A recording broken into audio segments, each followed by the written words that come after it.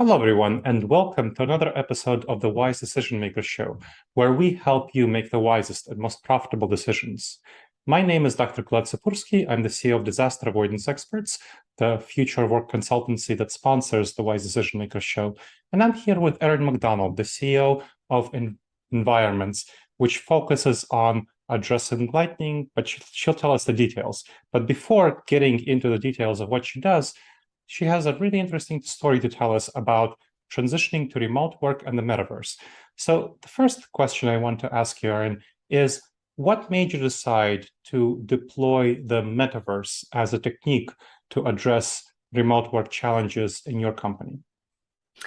Thank you. There were a number of things that kind of pushed me into that direction. I was observing my children during the pandemic, and they were Mm. very engaged in their 3D environments, but they were not engaged in Zoom. And I started to ask why, because I was feeling the same way. Mhm. And so I went into Roblox with them to see if I was engaged, and I became engaged in those environments too. And in return, I started thinking about the fact that I could not see my team and had a desire to restore the sight of being Mm. able to see them. That was the most sensory that I was desperate to have. It have the 2D environments did not Mhm. translate to me. So I started thinking about the metaverse as an option for our business. We also had a hard time selling digitally, and I needed to Mm. restore a way to sell digitally. So Okay, so that was about seeing and having many more senses engaged. That's what I'm hearing you talking that's about. that's correct. And Mhm. it's fascinating that you followed your kids into Roblox. So how did you decide to do that? You just decided that they were checking out Roblox. You decided to see what it would be like for you. Yeah, and I also noticed that the value they place on a digital interaction, a social digital interaction was Hmm. different than that of an older person. Mm. When there's somebody of a older generation thinks about a digital interaction, they almost devalue it as if it didn't have as much meaning because it happened digitally. Where in the younger environments, they didn't seem to know the younger generations didn't seem to notice Mhm. the difference. And so I thought that's definitely the direction we're going, and it's a Mm. more humane user interface than the previous user interfaces that we've worked with before. And is that what did your employees find when you started making this transition? So you said your kids Mhm. value the digital interaction much more. Adults, who your employees happen to be, tend to value it less. How did they start engaging with it? It was if the employee was a digital native, they were Hmm. open to the possibility. If they were not a digital native, we had to get creative to get different ways to get them to engage in the metaverse. So that we have a digital twin of our office. So we have the psychological association, digital twin or office, both the same in collaboration and interaction, and the older generations felt less comfortable with that Mm. interaction. And so we started to build in sales tools for them to use in the metaverse, and they became more open to it. So meeting them at a different place and level was Mhm. and kind of walking them into it slowly has been really important in the onboarding of this digital transformation for us. And it sounds like you did some investments into this, into the back end, into the technology. Tell me a little bit more about the investments that you made. What kind of investments were they? What did you build out? I own a lighting company. I own an Mhm. IoT integration company, and we own a software company. And we did our specialty was intelligent buildings Mhm. prior to this, and so we were always interested in a 3D interface. So we took our 3D digital twin and we put it in a gaming environment, and we put people in it. We hired programmers, so we have our own programmers to do this, and we have people that can employ these digital buildings as part of our regular business. So it just seemed like a perfect extension to what we already did. So let's get a little bit more into your background so that we understand how you came to this place. You came here with certain tools. You have three companies. Tell me a little bit more about your background as an entrepreneur, as a founder, how you came to this place. Yeah, my father was an architect. I was an interior designer. Mhm. I became interested in lighting because it was more technical in nature, and I sold lighting for 20 years Hmm. as I went through my career and moved up the ladder, and eventually became an owner of a company. And then we scaled that company horizontally, and now we're working on a Hmm. vertical scaling. Yeah, So how good. go ahead. Yep. So how did your experience building out the companies to coming to the place where you are inform the transition that you're making right now in your company to the metaverse, what you call the workplace of the future? I'm sorry, the part of it cut out. Could you repeat that question? Sorry. Sure. So how did your experience getting to the stage where you are, kind of from your background, rising up in your career, how did that inform your transformation that you're putting in right now in your three companies to what you call the workplace of the future, that experience that you had in the past? I think it goes down to the way I view the world from a spatial intelligence perspective. And I think that's applied in, Hmm.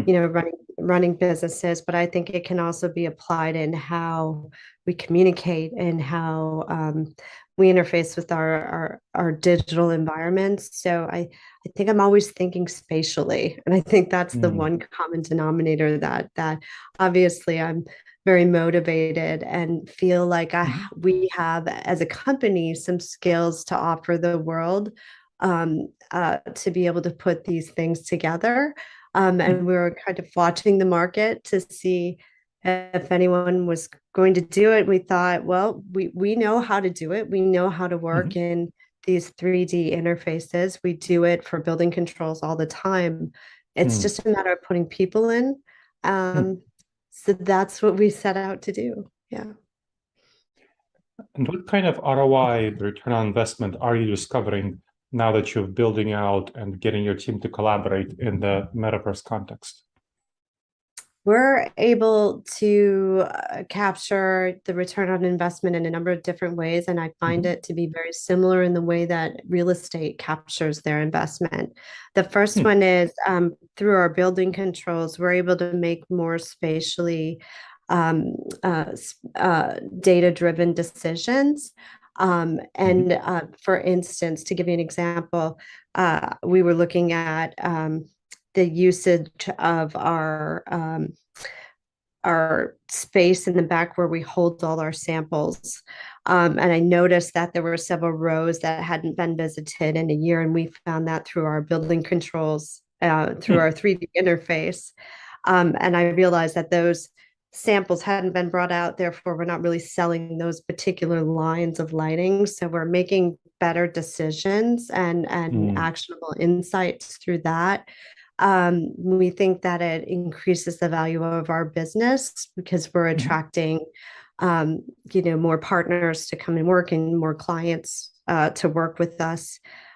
We see a big marketing advantage in it, in a sense that we can create experiences for our clients to be able to experience in our lighting business those lights. So we created a park and we have all of our outdoor lights in this park, and you can experience them and walk through this park Ah, with the that's cool. avatar and learn Mhm. about the lights and experience what it's like with the light on or with the sun Mhm. out or with the sun down. So that's been interesting. And even creating games within those parks so that you can kind of create more memory um, tagging when you're having these marketing experiences with their clients. And, the difference is all of a sudden you can hear the birds and your feet crunching underneath Hmm. when you walk, and those things add to the experience. And I think it's often overlooked. Mm. Yeah, and I think that it really helps us from the touch points or the collaboration points. It's very convenient to walk up to somebody in the metaverse when you're just kind of hanging out, and ask a quick question. And I dream of someday being able to get rid of my email inbox, because it can be a little intimidating at Sure. times. But to think about, rather than having an email inbox, but people literally walking up to you in the metaverse and asking questions real time, Mhm. it makes it so much more convenient. And Mm. it doesn't recapture all of the collaboration points pre-pandemic of having people in the office, but it's better than the standard hybrid model we're working in now. Much That makes better. sense. Mm-hmm. So you talked quite a bit about clients. Earlier, you mentioned sales for your more less digitally native staff. Tell me a little bit more about how this impacts more specifically the sales dynamics for you. Yes. Yeah. Well, we're really excited about emotional tagging. So Mhm. this is, just being able to just give those experiences. We sell lights, and in my main Mhm. business are building controls, and to be able to have this experiential sales, we're up against a lot of other people in our marketplace that sell similar lights to us. So anything to get the client to help us to remember, or to help them to Mm. remember us when they're thinking about lights, is really important. So we're but it also plays into our building controls Mhm. portion of our business, because we've connected our building controls to that metaverse, and we're illustrating what's happening to those controls in the metaverse too. So there's a lot of connection. What's interesting about what happens when you put a digital twin into the metaverse is that um, every department on your P&L sheet wants a piece of the metaverse for one reason Mhm. or another, whether it's HR and sales and marketing. They all want customer service they want a customer service counter to be able to be available to their clients immediately, and then create a memorable experience at the same time. It's been um, it's been a great journey Hmm. to developing this with them. I'm on my team. Excellent. Mhm. How do you think it impacted your retention and recruitment? Well, I think I think it impacted it in a very positive way. We haven't Our turnover's been very low. It's 3%. Mm. Oh, Uh, that's great. so yeah, so we're excited about that. And I am also excited about the fact that I don't have any intention of not having a hybrid workplace. Mhm. We in 2020 we decided that the world was here and was going to stay the way in a similar way that it was. And then we started planning for a hybrid workplace then. So this is sort of the culmination of what this has become. So Mhm. if We were really excited to be able to be home with our families and to integrate Mm. work in this different way in our lives. So we plan to stay that way. And I'm Mhm. happy to take all the employees and programmers that are forced to go back to the office and don't want to stay with their other employers. Yeah, I think it'll definitely give us competitive advantage. Yeah, that's what my clients are finding who I'm helping transition to the future of work with hybrid work, that giving flexibility, allowing some employees at least to work fully remotely, others who do well to work fully remotely, who do well to come in, a day a week or something like that. That definitely helps retention and recruitment. So that's definitely important. Mhm. But it's also important to figure out new systems and processes to collaborate effectively together. Tell me a little bit more. And then my clients have been working on that and I've been helping them out. I'm curious what you're doing with your innovative approach to the metaverse. How are you changing your systems and processes to account for this transition?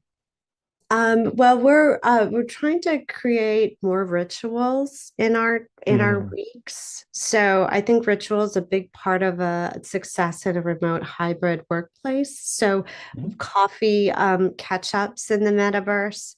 I think the element of play and joy Mm.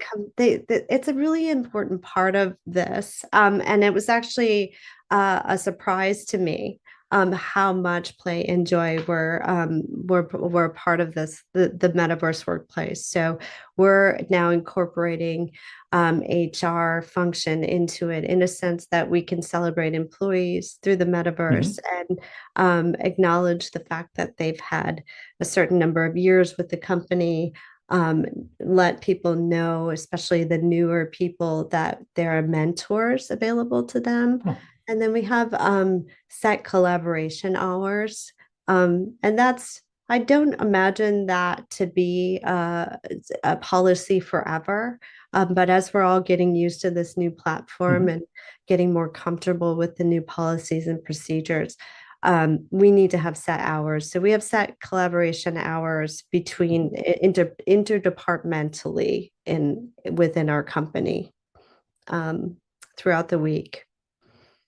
Yeah, that makes sense. And I certainly advise my clients to have kind of a set collaboration hours when they can rely on others to quickly answer Slack messages or something like that.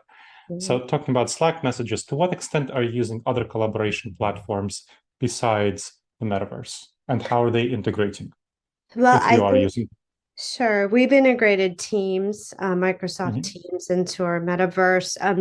But I think that there's still a place right now when we're developing the technology for Zoom and Slack and Teams and HubSpot and all of the things that we're using. So we still have other collaboration Mhm. tools, but we're just tying them all into the same place in Stack software. So we have a hub to our metaverse, and it has a community section. It looks like an internal Facebook, if you will, in a Okay. sense. So we can post on it, but it also has a place for you to book desks in the physical Mhm. universe. And then tells you what the air quality is and the temperature and all of Hmm. the things are in the physical universe, showing that the physical universe is tidy, everything is well, and if you desire to collaborate in person, you Mhm. can find the days that the people you would like to collaborate with will be in the office Oh. and book your desk. So we've created this Stack software to kind of accommodate all Mhm. of these things and be a central core around the business. I felt during the pandemic with all the distributed um, collaboration systems, it confused people, and we needed to consolidate Mm. and have this central core to our digital environment. Yeah, that's definitely important. I strongly recommend my clients set very clear expectations about which tools to use and how to use them. Because I Mhm. find also that there's etiquette challenges around, well, how quickly do you answer Slack messages? What about emails? What about, Microsoft Teams messages or Trello notifications? How do you establish an etiquette for the metaverse? What is your technique for doing that? What are the etiquettes for the metaverse in your company? We're still learning too. Mm. We've built in a lot of etiquette already. Hmm. Obviously, we use voice Hmm. to communicate. So through the metaverse, people can use messaging if they like or other versions, but we prefer to use voice. And as far as etiquette is concerned, it really is about anything that you would do in the physical universe, we've applied to the metaverse. So Okay. if HR would be upset in the physical universe, they would probably apply the same rules in the metaverse. Although we're still early on, and to be very honest with that, with the lawyers and human resources about what can and cannot be said in the metaverse. Mm. One of the things that was important to us is that although this is the central core of our software hub or digital hub in our environment, is that the people, the avatars, do not have Hmm. any personally identifiable information. Okay. And that was pretty important to our lawyers that it be built that way, but it's Mhm. also really important to the employees that it's built that way Hmm. so that your performance in the metaverse, A, is not being recorded, um, B, is not being analyzed in any way, and C, can't be held against you in another job. Mm. Um, and I think that was a big concern. So we Okay. definitely have that disconnect between the personally identifiable information. What other concerns were raised? So besides this personally identifiable information that you didn't expect at first, or that you think it would be valuable for other folks to know about? I guess most people were concerned about being tracked. Mm. But once we assured them that there was no personally identifiable information, there was a lot less hesitation Okay. to come in the metaverse. My business does things like heat mapping. This is pretty interesting, slightly off of our thing, but we can heat map people and should see where in the office they're communing in the physical universe. And we can do the same in the metaverse. You can heat map, so you can kind of find your Hmm. collaboration points within the office. And it's valuable information, both in the physical and metaverse situation. But it is something that, where we're tracking anonymously. So I don't know I what see. person is been in that spot. I just know a person has been in that spot. How do you find the metaverse impacts team bonding? I think that, well, first of all, the element of joy and play tend to lower boundaries. Mm. And I think that in the past, especially during the pandemic, people came to video calls with a lot of boundaries. And so and not knowing really what to expect. And so there is that element that lowers those and sort of opens people up to more ideation. Mhm. I think it enhances creativity because you're in this spatial environment. It allows for you to have more or be in tune with your spatial awareness. Mm. Therefore, you're able to sort of build ideas better. Um, I found that for me, I can't apply that to all of the employees, but I can't imagine that I'm much different. So um, I found that that was really interesting. And the convenience of Mhm. being able to have access to your team members. Um, I never felt comfortable clicking on a Teams icon to call someone that I didn't normally call as a CEO of my company. It was only Mm. because I didn't know if they were away picking up their kids. We have a very open workplace. We take care of our day, our personal along with our professional, as long as we're getting our work done.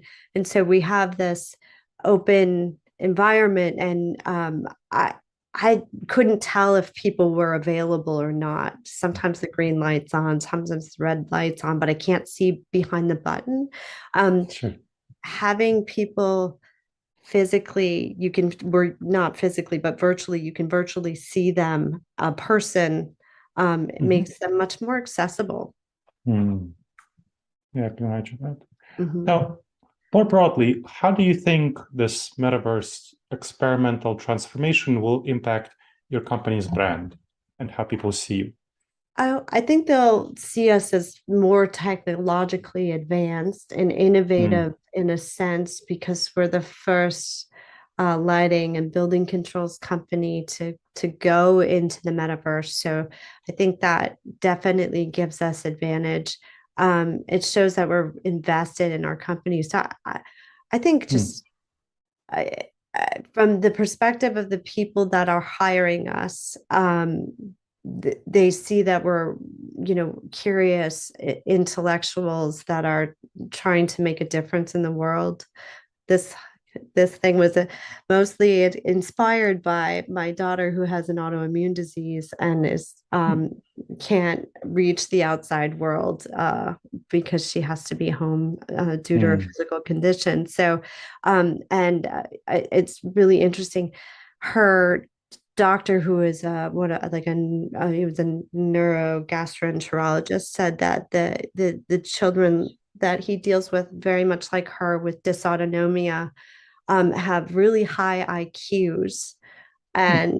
And I thought, what a shame that they couldn't reach the workplace.